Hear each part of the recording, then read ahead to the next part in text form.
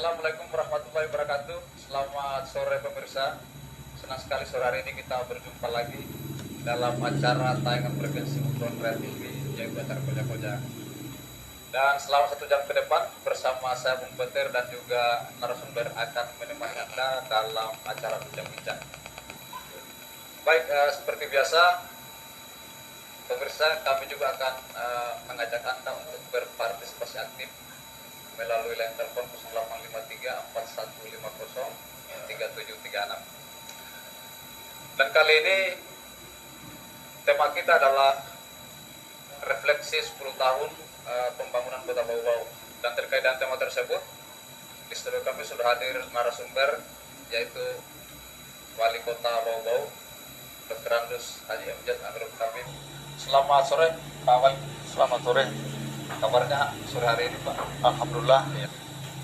Baik pemirsa di rumah, kita akan berbincang-bincang dengan Bapak Wali Kota Bau-Bau sore hari selama 1 jam.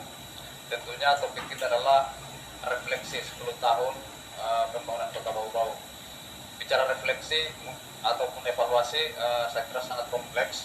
Namun demikian selama 1 jam ini kita coba akan membedah apakah yang menjadi intisari pembangunan Kota Bau-Bau yang maju dan juga hambatan-hambatan apa yang masih ada.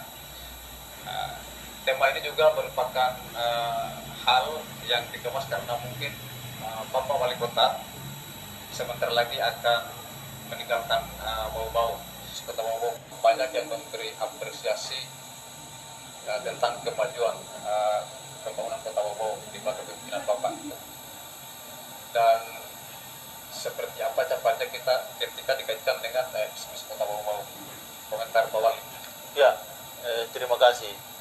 Yang pertama bahwa kita bersyukur kepada Allah Subhanahu wa taala bahwa Kota Bau-Bau itu diposisikan di kaki depan Pulau Sulawesi, dan secara nasional dia itu berada sebenarnya di tengah-tengah Nusantara.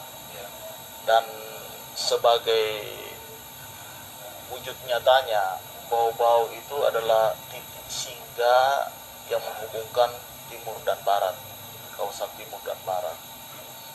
Itu yang poin yang mungkin menjadi bagaimana cara berpikir kita, startnya dari posisi itu, sehingga kita ingin wujudkan Bau-Bau itu seperti apa. Untuk itu teman-teman dan kita semua, kita sepakat bahwa Bau-Bau ini efektifnya sebenarnya harus memerankan sebagai kota dagang dan jasa yang nyaman, karena bukan saja dia bisa melayani kawasan di sekitarnya, tetapi insya Allah dia mempunyai daya layanan yang cukup jauh dari wilayah sekitarnya. Kalau kita kemas, kita bisa memberikan layanan yang lebih efektif pada Maluku, Papua, Sulawesi Tengah. Di jangka menengahnya, ya ketika saya memulai, saya menjadikan bagaimana Bau-Bau ini sebagai pintu gerbang ekonomi dan pariwisata Sulawesi Tenggara. Itu 5 tahun pertama, dan 5 tahun kedua ini yang insya Allah pada tahun 2012 ini sebagai tahun ke-10, itu kita ingin jadikan Bau-Bau ini sebagai kota budaya yang produktif, yang endingnya nanti kita menjadi tuan rumah Festival Keraton Nusantara. Ya, seperti itulah kira-kira. Ya, baik Pak Wali. Sebelum kita melangkah jauh tentang refleksi selama 10 tahun ini, ini kita beralih ke seperti Festival Keraton nanti. Ini sebenarnya kriteria atau tolak ukurnya apa sehingga Bau-Bau terpilih menjadi tuan rumah, Pak? Jadi ini kesepakatan semua daerah-daerah yang mempunyai sejarah panjang masa lalu, dengan kerajaan kesultanan sebagai suatu wujud dari embrio kita sepakat menjadi Indonesia, untuk bagaimana melestarikan dan memori kolektif masyarakat Nusantara itu sepakat bahwa perlu ada festival keraton.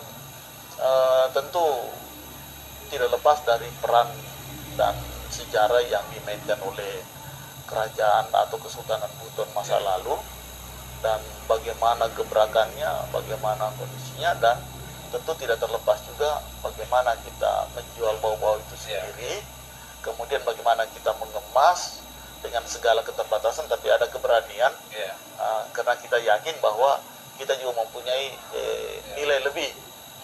Kita tidak perlu kalah dengan saudara-saudara kita di daerah-daerah lain. Itu tidak, tapi mungkin ya kita langsung menyambut saja Pak, yang menyapa kita, yang menonton kita. Halo, selamat sore. Ya, putus. Ya, baik Pak Wali, kita lanjut ya. Pembangunan kota Bau-Bau ini sudah untuk 10 tahun masa jabatan Bapak sudah berakhir dalam artian Bapak sudah mau sebentar lagi akan meninggalkan kota Bau-Bau dan akan diganti oleh orang lain. Sementara itu ada beberapa komitmen Pak Wali tentang membangun kota Bau-Bau dan yang besar. Ini komitmen Bapak terhadap mimpi besar terhadap kota Bau-Bau. Tapi pertanyaan, bagaimana kira-kira itu bisa mungkin terjaga dan terkawal sementara pemimpinnya belum tentu sama konsep-konsep pemikiran seperti Bapak. Bagaimana ini kira-kira dilakukan untuk bisa mengawal itu? Ya, mungkin itu akan menjadi tantangan tersendiri ya, karena biasanya ganti pemimpin, ganti kebijakan, atau pemimpin itu biasanya malu melanjutkan apa yang dilakukan oleh pendahulu-pendahulunya. Saya ingin memberi contoh teladan yang baik. Selama 10 tahun ini saya lakukan dengan tidak membongkar apa yang telah dilakukan oleh pendahulu. Kalaupun itu adalah bagaimana kita lebih meningkatkan, memperbaikinya. Tapi kita berupaya untuk membangun yang baru. Tentu yang baru yang kita bangun tentu terkait juga dengan potensi karakter kota di mana kita ingin arahkan. Bau-bau ini perlu kita bangun dengan suatu mimpi besar. Karena para leluhur kita, mereka meletakkan daerah ini dengan mimpi yang besar. Contohnya, mereka bisa meletakkan benteng keraton yang begitu kokoh dan sekarang tercatat sebagai benteng terluas di dunia.